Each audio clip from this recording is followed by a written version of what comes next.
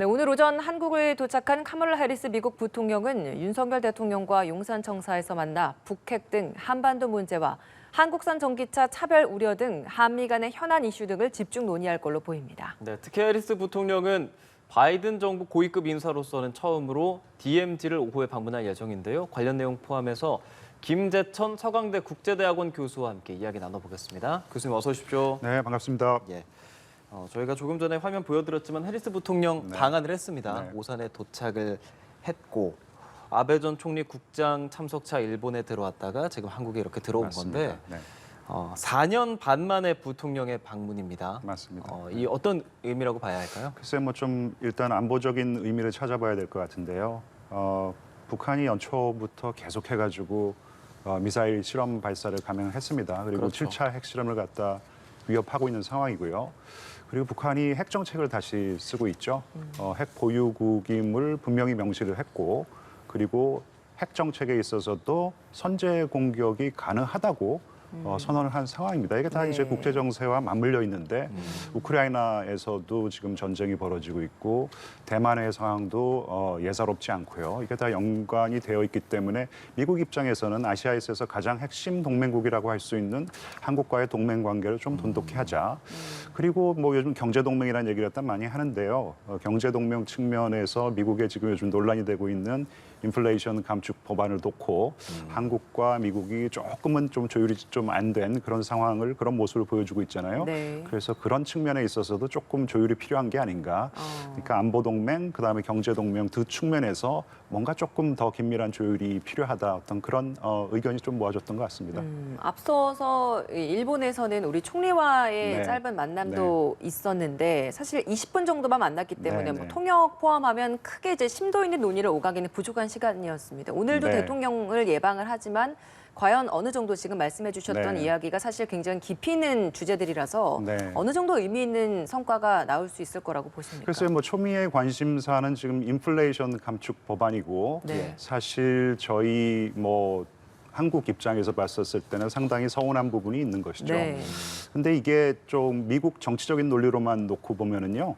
이게 굉장히 인기가 있는 법안이거든요. 사실 이 법안이 통과되기 전까지는 바이든 대통령의 지지율이 한 30대 초반을 밑돌았습니다. 근데 물론 다른 요인도 있었어요. 하지만 네. 이 법안이 통과되고 난 다음에 지금 40% 초반을 상회하고 있는 그런 상황이기 때문에 지금 특히 이제 뭐 중간 선거, 10월에 중간 선거가 벌어지는데 그 중간 선거를 앞둔 시점에서 이렇게 인기 있는 법안을 갖다가 손대기는 정치적으로 쉽지 않은 상황이고요. 물론 손을 댈 수는 있습니다. 하지만 이러한 법안을 수정할 때는 수정안이 분명히 가능하지만은 그런 철저하게 국내적인 어떤 논의를 거쳐가지고 바텀업으로 이게 논의가 진행이 되지.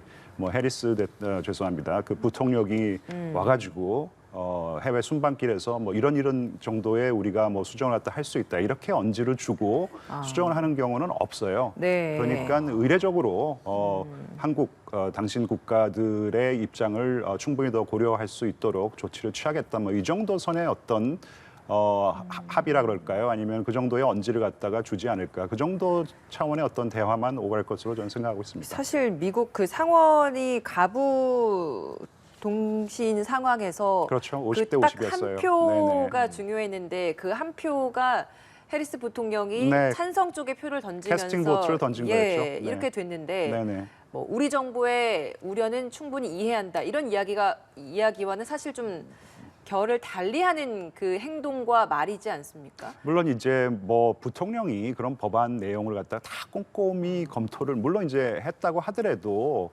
철저하게 지금 미국 국익 위주로 결정을 갖다 하고 있는 상황이기 때문에 한국 정부의 입장을 충분히 고려하지 못한 부분은 있을 것이에요.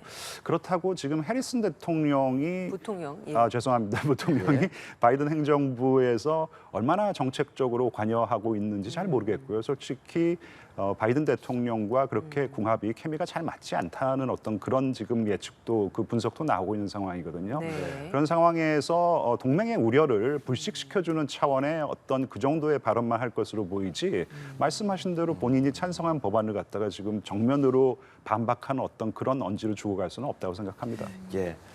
일단 이 해리스 부통령이 들어오는 것이 안보 그리고 경제 동맹을 강화하기 위해서라고 말씀해 주셨잖아요. 경제 동맹에서 중요한 건 말씀하신 IRA도 있을 건데 경제 최근 현안은 환율이지 않겠습니까? 아, 네네네. 1,440원을 이렇게 네네. 넘어서는 정말 우리나라 네. 입장에서는 네. 이게 지금 굉장히 큰 현안인데 이 네네. 관련한 뭐 논의, 한미 뭐 스와프라든지 이런 것들이 이루어질 수 있을까요? 네, 그 뭐 통화 스와프 문제만 하더라도 부통령이 이런 짧은 순방길에서 어떠한 조치를 취하겠다라고 약속하고 갈 수 있는 정책 사안은 아닌 것 같고요.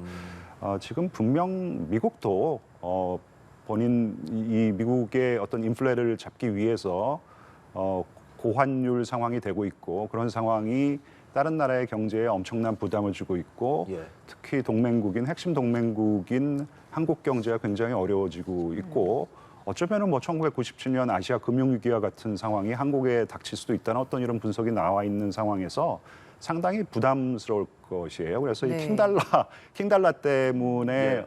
그 지금 고충을 겪고 있는 한국에 대해서 뭐 우려를 표명한다든지 그럴 수는 있지만은 통화 스와프 같은 문제는요. 어떻게 보면은 지금 한국의 이 한국은행과 그다음에 FRB라 그러죠. 미국의 중앙은행 격인 그 이 미국 중앙은행과 아마 긴밀하게 연방준비위원회라 그러죠. 연방준비위원회와 아마 나름대로 정보를 갖다 긴밀하게 교환하고 그다음에 지금 긴밀한 논의가 진행 중이기 때문에 부통령이 순방길에서 어떻게 하겠다라고 구체적으로 약속하고 갈 수 있는 그런 사안은 아니라고 생각합니다. 그러면 안보와 관련된 부분에 있어서 이미 부통령이 직접 행보를 하는 부분이 오늘 DMZ 방문하는 거잖아요. 네네네네. 이건 그럼 어떤 의미 있는 행보라고 글쎄요, 저는 보세요? 뭐 사실 요즘 뭐 그 바이든 대통령이 5월에 이제 윤석열 대통령이랑 정상회담하러 왔잖아요. 그때 뭐 포괄적 동맹을 하겠다. 그다음에 안보 동맹 위주였던 한미 동맹을 포괄적 동맹, 기술 동맹, 경제 동맹으로 업그레이드 하겠다라는 거 뭐 잘 된 거라고 생각해요. 근데 예. 그럼에도 동맹의 핵심은 역시 안보 동맹이다. 바이든 대통령이 왔었을 때 삼성전자의 이 평택 반도체 공장을 방문해서 이재용 부회장 만나고 사실 끝날 때는 현대자동차의 정의선 회장 만나가지고 이 순방을 마쳤습니다. 어떻게 보면 철저하게 미국의 국내 정치 오디언스를 보고 벌였던 행보라고 저는 생각하고요. 안보적인 측면에서 왜냐하면 DMZ도 갈 수 있었을 거라고 저는 생각하거든요. 네. 근데 예. DMZ를 안 갔습니다. 그래서 해리슨 부통령이 DMZ를 방문하는 것은 안보 동맹을 강조하는 측면에서 굉장히 중요하다고 생각하고 지금 해리슨 이 부통령이 방문하기 전날 북한이 이 동해상으로 어제죠. 예. 네 맞습니다. 탄도미사일을 탄도미사일을 발사를 하고 그다음에 7차 핵실험을 위협하고 있는 상황임에도 네. DMZ를 찾아간다는 것은 그만큼 미국이 한국에 대한 안보 공약이 흔들림 없이 강하다. 뭐 이런 메시지를 발신하는 차원에서 저는 굉장히 중요하다고 생각합니다. 예. 그 안보적인 부분 좀 짚어보면 말씀하신 것처럼 백악관 대변인은 DMZ 방문 계획에는 변함이 없다라는 네네네. 이야기를 했어요. 연합훈련 지금 한미가 진행하고 있지만 내일이면 일본 해상자유대까지 참여를 해서 한미일이 좀 더 큰 연합훈련을 진행하지 않습니까? 네네네. 북한의 추가 도발 가능성이 더 커질 수도 있을 것 같고 이에 대한 네네. 미국의 반응도 궁금한데요. 그렇죠. 지금 뭐 한미 연합 훈련이 끝나고 한미일 또 이제 군사 훈련이 개최가 되는데 당연히 북한이 어떤 식으로든 간에 대응을 하겠다라는 예측이 많이 나오고 있는 것 같아요. 예. 그런데 어떤 뭐 또 새로운 도발이 있을까 생각해 보면은 일각에서는 아마도 이 SLBM이라 그래서 잠수함에서 발사하는 예, 탄도미사일이죠. 잠수함에서 발사하는 SLBM을 실험 발사할 수 있다는 예측이 나오고 있고 아니면 또 그 뭐 탄도 미사일이라든지 순항 미사일을 발사하는 수준의 도발이 되지 않을까. 7차 핵실험 얘기도 나오는데 7차 예. 핵실험 같은 경우에는 조금 더 적기를 기다리지 않을까. 굉장히 중요한 카드이기 때문에 지금 한미일 군사 훈련 그 시기에 써버리기에는 조금 아까운 카드가 될 수 있기 때문에요. 북한 입장에서. 그래서 조금 아껴두지 않을까. 그래서 만약에 도발이 있다면은 많은 전문가들이 예측해왔던 SLBM 실험 발사 네. 내지는 또 다른 종류의 미사일, 뭐 이번에는 순항 미사일을 실험 발사를 할 수도 있을 것이고요. 아니면 조금 중거리 탄도미사일을 실험 발사를 예. 할 수 있을 것 같습니다. 근데 이게 연합훈련 전후의 도발 차원에서 이런 미사일 발사나 하는 행보들은 그동안 여러 번 있어 왔는데 네네네. 도중에 이렇게 이 그렇죠. 도발을 했다라는 네네네. 것도 상당히 좀 의미가 있을 것 같아서요. 맞습니다. 왜냐하면 그 이전에 북한의 도발 역사를 보면은요, 예. 한미 군사 훈련을 연합 훈련을 할 경우에 그 기간은 좀 피하고 그 전에 하든지 그러니까요. 아니면 그 후에 해왔었는데 이번에는 그것도 지금 북한이 무서워하는 그 로널드 레이건 핵 추진 예. 항공모함이 지금 동원이 된 군사 훈련을 동해 안에 하고 있었기 때문에 과연 북한이 도발을 할 것인가라고 많은 전문가들이 하지 않을 것이라고 예측을 했다라는 것은 아마도 네. 해리스 부통령이 방한하는 일정을 감안해서 바로 전날에 도발을 해서 네. 조금 그 방한하는 분위기를 좀 망가뜨려 놓는 어떤 그런 의도도 있을 것이고요. 네. 그리고 이런 뭐 조금 무시무시한 군사 훈련을 너희들이 감행을 한다고 하더라도 우리가 대응할 조치가 되어 있다. 이런 메시지도 북한은 좀 발신할 수 있었던 것 같아요. 단지 뭐 3일 전에 했던 그 단거리 탄도 미사일을 발사했다라는 것은 또 너무 한반도의 긴장 상황을 고조시키지는 않겠다라는 어떤 그런 계산도 좀 깔려 있었던 것 같습니다. 아까 전에 핵실험에 대해서 말씀해 주실 때 네네. 지금 쓰긴 좀 아까운 카드라는 말씀해 네. 주셨잖아요. 네. 어제 국정원에서 발표한 내용에 따르면 뭐 10월 한 16일부터 11월 7일 사이에 핵실험의 가능성이 있다라고 네네. 발표를 네. 했습니다. 3번 갱도가 복구가 완료된 상황에서 핵실험 시기 이 정도면 말씀하신 것처럼 아깝지 않게 쓸 수 있는 카드라고 북한에서 생각할 시기라고 보십니까?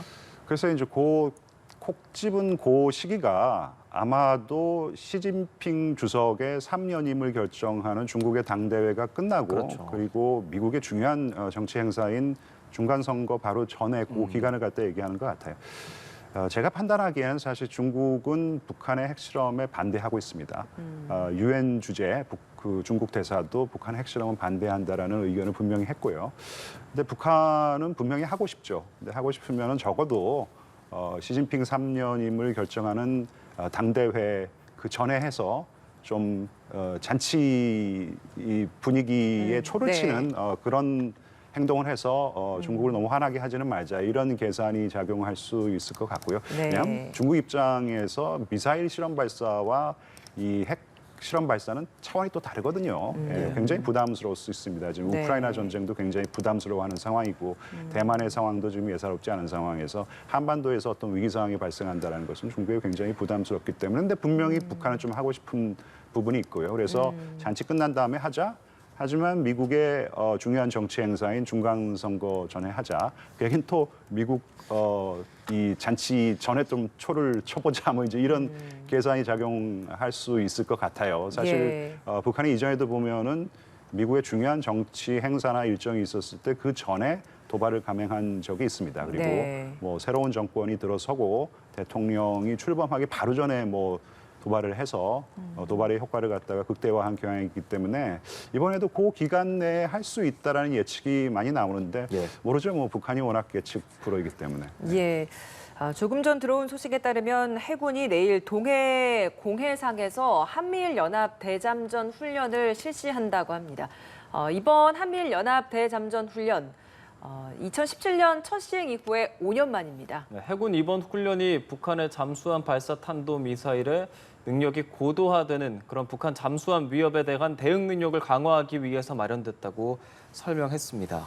네, 동해상으로 대잠수함 훈련에도 나서게 되는 상황인 만큼 북한이 도발 수위를 점점 높이게 될지 그게 과연 7차 핵실험으로까지 이어지게 될지 저희가 예상을 하고 전망을 들어봤는데 국정원에서 이런 예상을 해 놓은 것이지 않겠습니까? 근데 국정원이 사실 핵실험 가능성에 대해서는 여러 번 예측을 했고 갱도가 어느 정도 지금 뭐 복구가 됐고 어떤 움직임이 있고 이런 것들을 항상 관찰을 해서 보고는 합니다만 시기를 굉장히 다소 구체적으로 못 박은 것 역시 좀 이례적이라서 뭔가 좀 관측되는 부분이 있기 때문에 그런 게 아니겠느냐 이런 짐작도 있는데 이 부분은 어떻습니까? 글쎄요, 뭐 저희 국정원의 정보 수집 능력을 뭐 저는 잘 모르겠습니다. 네. 근데 국정원 같은 경우에도 미국의 정보 공동체와 긴밀한 협력으로 아마 가장 정확한 정보를 지금 획득하고 있지 않을까 저는 추정하고 있고요. 미국의 정보 공동체의 능력은 이번에 우크라이나 전쟁이 언제 발발할지, 언제 푸틴이 전쟁을 일으킬지 정확한 시간까지 맞춰 버린 정도였기 때문에 상당히 정확한 정보를 입수한 것이 아닐까. 그리고 만약에 그 기간을 갖다 콕 집어서 국정원이 국회에서 보고를 했다면은 네. 아마도 아까 제가 좀 전에 말씀드린 그 이유 때문에 중국에게는 조금 양해를 구하고 하지만 미국을 도발하는 데 있어서는 어떤 극대화한 효과를 노리는 그것을 그러한 어떤 목적을 달성할 수 있는 그런 가장 적기라고 생각을 하기 때문에 그 기간을 지금 예상하고 있는 것 같습니다. 교수님, 그렇다면 과연 미국은 어떻게 대응을 할까요? 지금 러시아 역시도 핵무기 사용 가능성 시사하다 보니까 국제사회 전반적으로 핵이라는 게 네. 굉장히 좀 예민한 엄청 이슈인데 예민하죠. 네. 미국이 예전에는 뭐 강력하게 뭐 안보리 제재 결의나 뭐 이런 네. 차원에서의 성명 발표 정도 수준이고 네. 어느 정도의 뭐 군사적인 뭐 위협 정도로만 네. 그쳤다면 이번에는 그 이상을 넘어갈 것인가? 어떻게 전망하십니까? 그러니까 이제 뭐 그냥 지나가는 일은 절대 없을 것이다. 무엇을 상상하더라도 그 이상일 것이라고 지금 공언을 하고 있는 상황인데 사실 뾰족한 수가 없다라는 게 참 문제예요. 어떤 군사적인 제재를 하기에는 사실 북한이 이 핵 능력을 상당히 지금 상당 수준으로 보유를 하고 있기 때문에 북한의 어떤 보복을 우리가 감안하지 않을 수 없는 상황입니다. 북한이 만약에 뭐 극단적인 경우를 상정해서 대한민국을 상대로 전쟁을 일으켜서 뭐 보복을 감행한다 그러면은 참 뭐 걷잡을 수 없는 상황이 발생하기 때문에 군사적인 조치가 어렵다면은 결국은 제재를 강화하는 것인데 그것은 뭐 유엔 안보리에서 중국과 러시아가 반대할 것이 명확 관화하잖아요. 그렇다면은 어떻게 할 수 있을까? 만약에 지금 우크라이나를 대상으로 이 자유진영 국가들이 똘똘 뭉쳐가지고 제재를 하는 방식을 좀 생각해 볼 수 있을 것 같아요. 그러니까 북한의 핵실험에 반대하는 국가들, 특히 이제 자유진영의 국가들이 똘똘 뭉쳐가지고 북한에게 제재를 가하고 그다음에 그 제재를 어길 경우에는 세컨더리 보이콧이라 그러죠. 네. 제3 제재를 가하는 것입니다. 예. 그 제재를 어길 수 있는 가장 뭐 가능성이 높은 국가는 중국이겠죠. 그래서 중국에게도 만약에 우리가 지금 부과하고 있는 제재를 어긴다면은 너희에게도 세컨더리 보이콧, 제3 제재를 감행할 수 있다. 그러면 중국에게도 엄청난 부담이 될 수 있거든요. 압박이 될 수 있거든요. 네. 사실 그런 압박 때문에 지금 우크라이나 전쟁을 중국이 굉장히 부담스러워하는 부분도 있습니다. 예. 그래서 뭐 어떤 다양한 조치를 생각해 볼 수 예, 있을 것 같아요. 네. 알겠습니다. 해리스 부통령 지금 한국에 도착을 했고 윤석열 대통령 접견 후에 DMZ 방문합니다. 어떤 발언들 들어오면 또 화면들 들어오면 전해드리도록 하겠습니다. 지금까지 김재천 서강대 국제대학원 교수와 말씀 나눴습니다. 고맙습니다, 교수님. 네, 감사합니다.